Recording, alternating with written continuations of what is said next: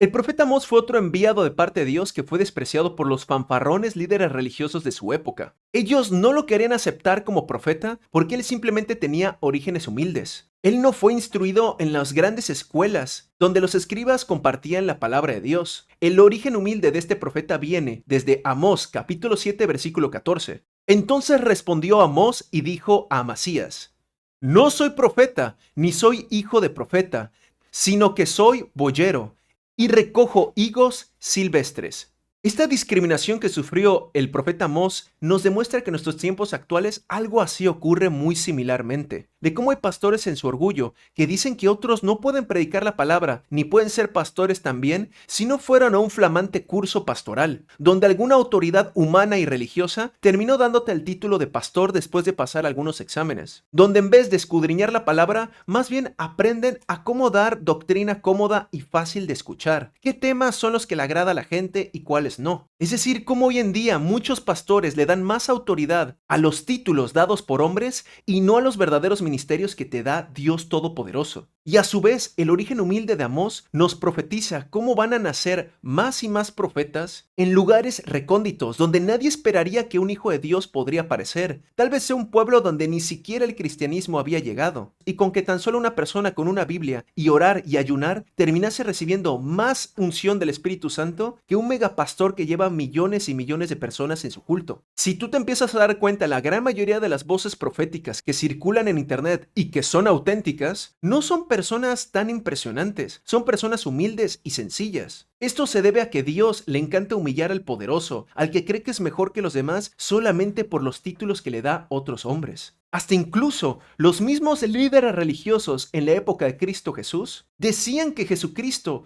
no podía ser alguien enviado por Dios porque venía de Nazaret. Y supuestamente como nunca antes había salido algún profeta de ese lugar, era simplemente sinónimo de que de ahí no saldría nadie grande de parte de Dios, olvidando que cualquier gran profeta o cualquier enviado de Dios ha venido de hasta los lugares más recónditos. Como ejemplo tenemos a Moisés, que él fue llamado por Dios desde sus 80 años, en una tierra muy lejana donde nunca se volvió a mencionar que saliera un profeta de ese lugar. Nadie habría esperado que un libertador habría salido de la tierra de Madián, un lugar árido y recóndito, donde muy poca gente se atrevía a visitarlo. Lo que verdaderamente hace que estos nuevos profetas salgan es el verdadero corazón contrito y humillado, gente que se mete en profunda oración, ayuno, clamores, escudriño a la palabra y hacen un verdadero arrepentimiento y entrega total de vida. Es más probable que alguien que no ha tenido nada en su vida en algún pueblo recóndito termine siendo un profeta que alguien que ha vivido en una ciudad con todas sus comodidades, porque es más improbable que alguien que ha tenido comodidad se atreva a dejarlo todo por Dios. Amós, como cualquier otro profeta, encomendó al pueblo a que buscase de manera honesta a Dios. Les decía que toda su faramalla religiosa no impresionaba al Dios Todopoderoso, que lo que buscaba el Señor era un arrepentimiento auténtico y que se dejase los hábitos del viejo hombre, las fornicaciones, el adulterio, el alcoholismo y todas las cosas que desagradaban al Dios Todopoderoso, y que sin importar